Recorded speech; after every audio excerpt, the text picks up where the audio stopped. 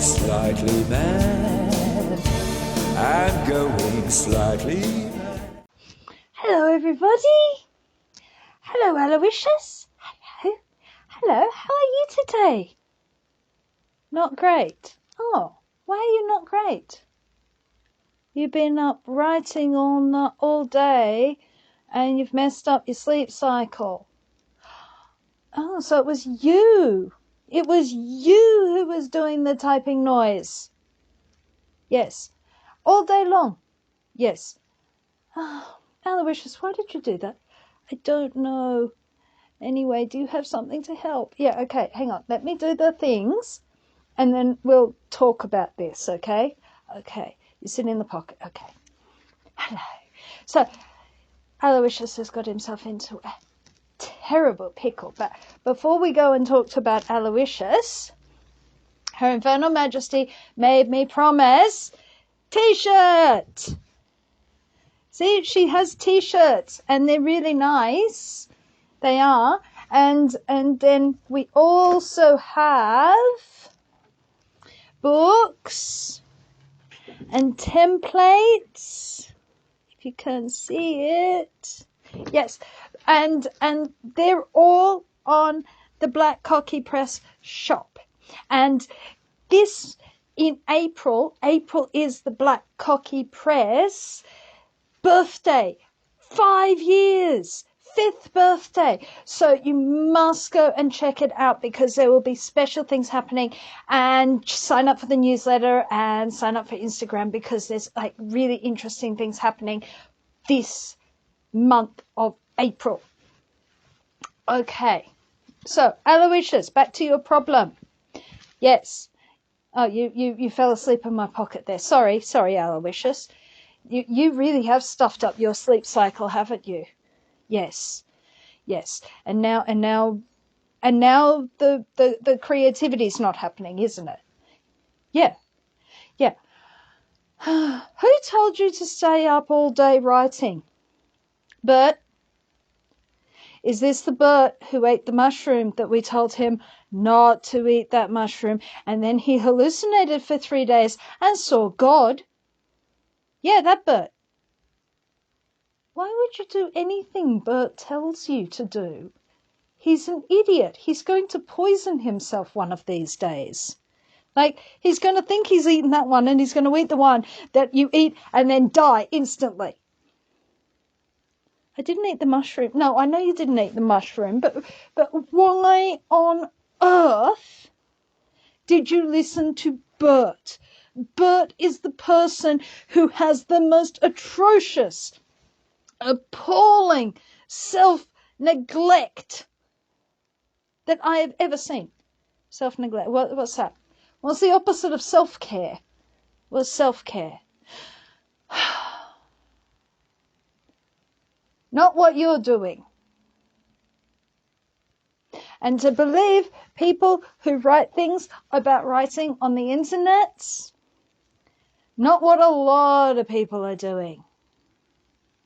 Okay, Aloysius. What do you think a writer is? A person who will neglect everything and has an excuse to be as appalling as they want in order to be creative so that they can produce the work.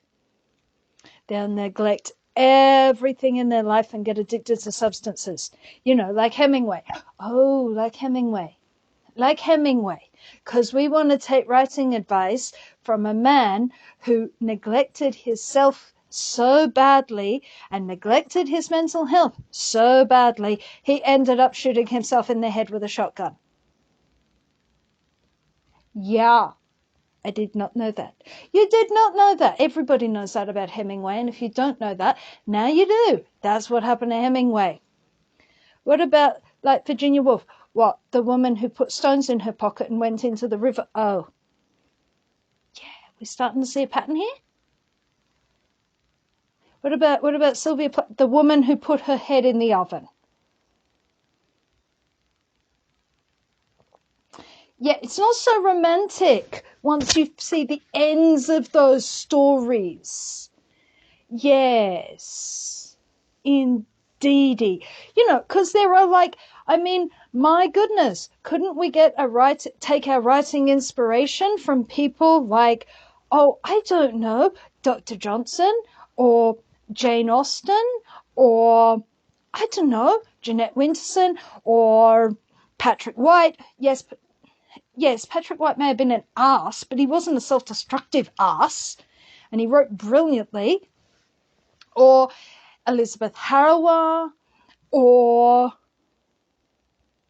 no, not Stephen King. Well, sort of. I think he addressed it, but yeah, he that's, I think, on the glamorizing side of things. Yeah.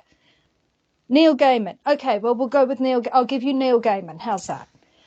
I believe he's reasonably all right and normal. Or Dickens, or Victor Hugo. I mean, Victor Hugo did procrastinate so badly. He wrote in the nude so that he would give his clothes to his servant. Yeah, because we all have servants.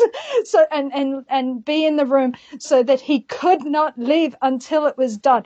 That's something different to what we're talking about. That's just procrastination. But procrastination is another self-sabotaging activity that we could tie into all of this. So I think we should keep that in mind too.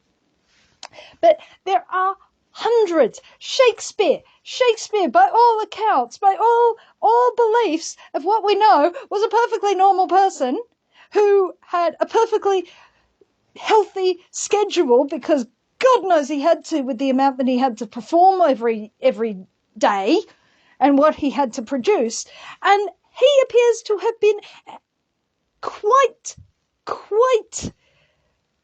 ordinary, unromantic, and yet produced such a huge, vast quantity of brilliant work. So you're telling me, yes, that undermining my own mental and emotional health is not a good idea. Yeah, that's what I'm sort of trying to get at. So have you heard of self-care, Aloysius? You mean having a bubble bath and eating a whole load of donuts? Not exactly. That's corporate ideas of self-care where, yes, we're hideously exploiting you, but here's pizza. Or why don't we offer you a meditation? That's not self-care. That's just an excuse to try and keep exploiting people. So don't fall for that. That's garbage. But we talk about writers. And writers have a terrible, I blame the romantics, bloody romantics, case of entirely neglecting important things, or thinking that neglecting, it's not actually that most successful writers do not do this. They do not do this because they know it is really, really self-destructive, and being self-destructive is not helpful in your work. But some people think that being a writer and that romantic idea of a writer, yeah, like dark academia, yeah, it sort of falls into that dark academia. It's an idea, it's a vibe. It's not real. It's not real. I went to university. I've got 3 of the things. Never once did it look like Brideshead Revisited, which is probably good, because if you've ever actually read beyond the Oxford bit in Brideshead Revisited, that book gets dark. Yeah. It wasn't like Brideshead Revisited. In fact, it was a little bit disappointing, because that was what I'd known of it, was Brideshead Revisited. So it was a bit disappointing. And you know what, Aloysius? Being a writer's a little bit like that. In what way? In what way? Well, being a writer, you hear the stories of the great romantic ideas of writers. Stupid romantics. We don't like the romantics terribly much. No, not even her ladyship likes the romantics. No, she doesn't. She's not terribly keen of them, and she likes all sorts of weird things. But she doesn't. Did you see her? Yes, I know, scandalous. Absolutely. But she doesn't like the romantics either. The Romantics, I think, are where we get this notion that you can drink and take things and be a selfish ass like Coleridge, but it's okay because you wrote Kubla Khan and you wrote The Rime of the Ancient Mariner. And I was like, that's not much for an entire life. One epic poem written quite early and then you ride off the coattails of that? I mean, the man was a selfish ass. There is a story of when he was staying with someone that this person had got a new book sent up from London, and the books in those days, the pages were not split, and you would have a special knife that was only used to split pages in the book, right? And what does Coleridge do? Coleridge takes his dirty knife from the breakfast table and is sitting there reading his brand new book, slitting the pages with his dirty knife from the breakfast table. Coleridge was an ass. Yeah, I know, it's sort of a bit disillusioning once you start finding these things out, which is sort of why we don't use them as role models for life. There is a good reason for this.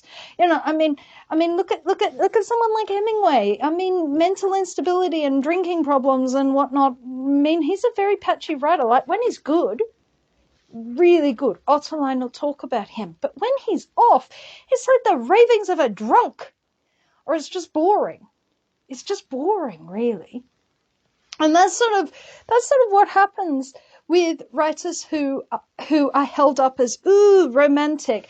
They're not really romantic. You want consistently good writing, you have to look after yourself because you can't write when you're in crisis.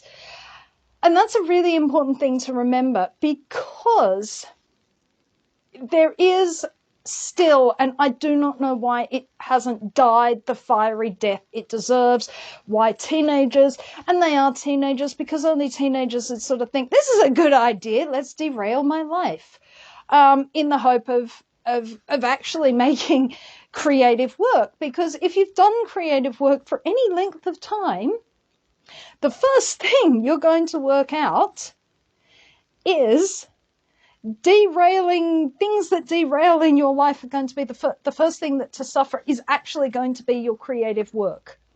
Just no ifs, no buts. Your creative work is going to go straight away. So you're saying don't take the mushrooms that make you hallucinate for 3 days and see God. No, don't take the mushrooms. No, don't take the mushrooms, Aloysius. Knowing you'll get the one that either tastes like steak or kills you. Or tastes like steak and kills you. You didn't think of that? No, I didn't think you thought of that. Anyway, self-care is important because it's what allows you to continue working.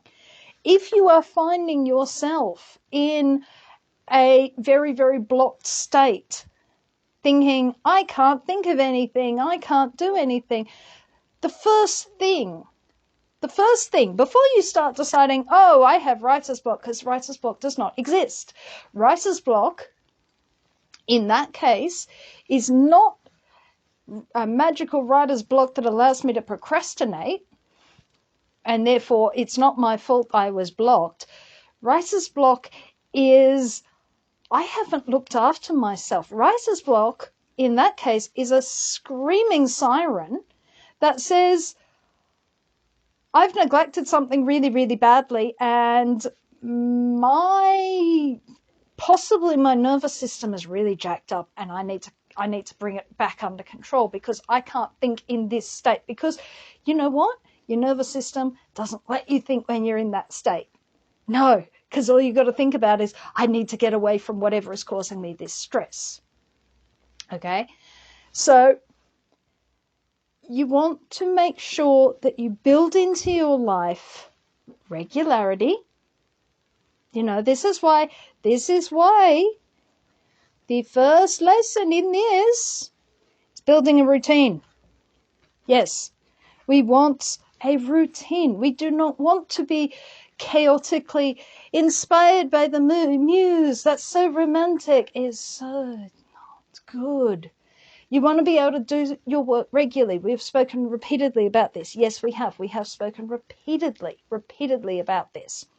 You also want to make sure that you are giving to yourself. So you have I find a meditation practice is good. You might find yoga. You might find exercise. Going for walks is something we like to do. Yes, you'd like to go for little flutters. Yes. There are various different things that you can do to help move that through your body so that you can free your mind up. Okay? Breathing. Yes, breathing exercises are really, really good. They're really, really good. And keeping yourself aware of when that is happening. Because you know what happened this week? What happened this week? Well, for the past 7 days, I have been pulling a card on our Instagrams as a writing prompt for all the peoples out there. Yes, we like that. If you haven't gone there, check out our Instagram. It's down below. And for 7 days, we kept pulling cards that were saying self-care, self-care. And they were getting louder and louder and louder and louder. And that's what inspired you to do this video for this week? Yeah, well, partly, yes. But it also told me that the reason I am not writing and why I feel chaotic is because I haven't done it. No, I've been very naughty and I haven't done it. And I felt that, and I knew because I'm in practice of it, oh, right, I've got a lot of stuff to do, but if I neglect myself, if I neglect my needs, then that doesn't make that stuff get done any faster. In fact, it makes it harder for me to do it and slower to get done. Yes. So you are not wanting to go and put yourself last. You have to put yourself first. So what does procrastination? Okay, procrastination. Procrastination is, generally speaking, it's an anxiety thing. It is a fear of not being perfect. And I think we talked about confidence and perfectionism and things in another video. I can see if I can link the confidence one somewhere. And I think it was self-sabotage. I think we've got one also about self-sabotage.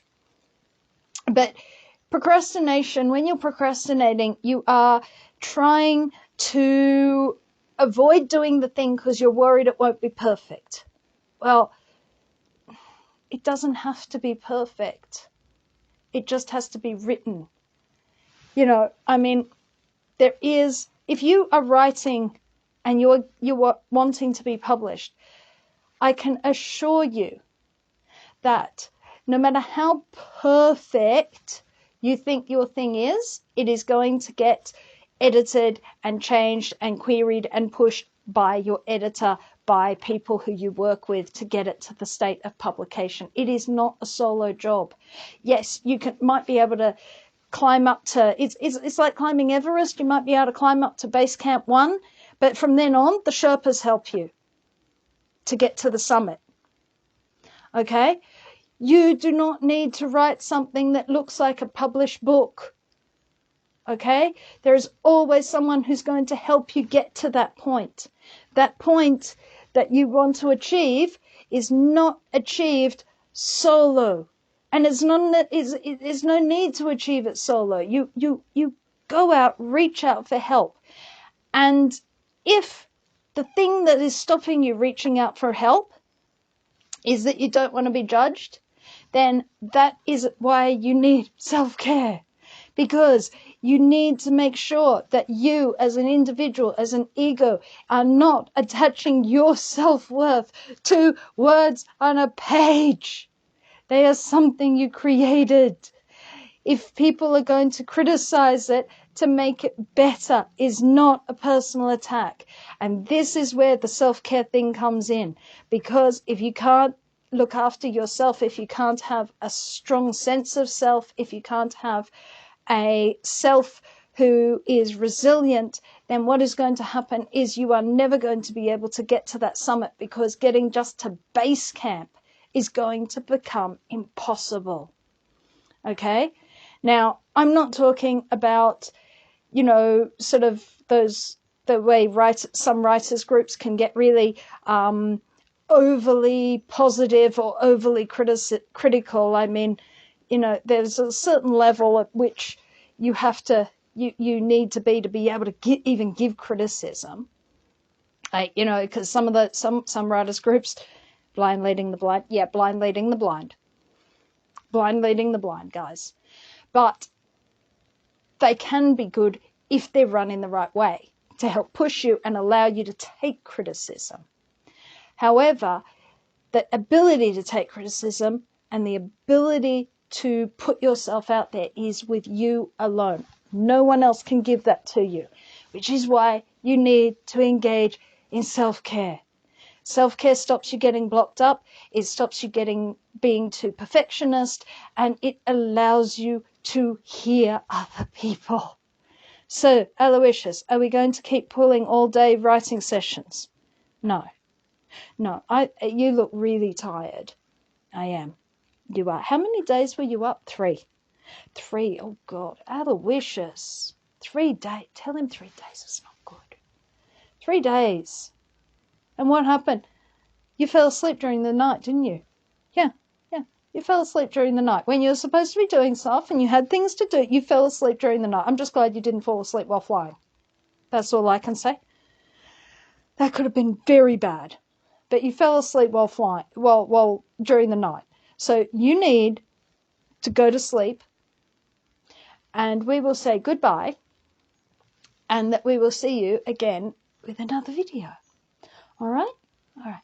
De Volker Finger, ich bin ja, ich lust mit sa. Bye-bye! If you would like to support this channel, come across to the Black Cocky Press website, www.blackcockypress.com.au, where you will find books and other writing services to help with your writing.